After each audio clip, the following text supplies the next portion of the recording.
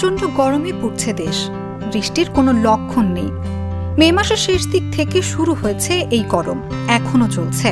এ অবস্থায় প্রখর রোদ আর তীব্র গরমে অতিষ্ঠ জনমানুষ স্বস্তি খোঁজার চেষ্টা করছেন ফুটপাতের শরবতে। রাজধানীর প্রায় সবগুলো সড়কে ভ্রাম্যমাণ শরবতের দোকানের সংখ্যা আগের তুলনায় বেড়েছে। মূলত রিকশা চালক, দিনমজুর ও পথচারীরা ভিড় করছেন সেখানে। লেবুর শরবত, বেলের শরবত, আখের জুস এর চাহিদা রয়েছে প্রচুর। এছাড়া আইসক্রিমের বিক্রিও বেড়েছে।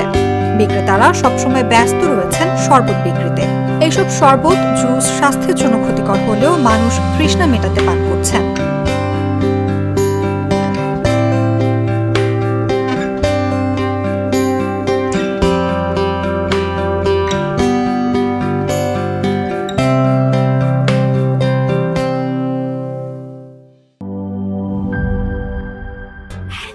Someone new they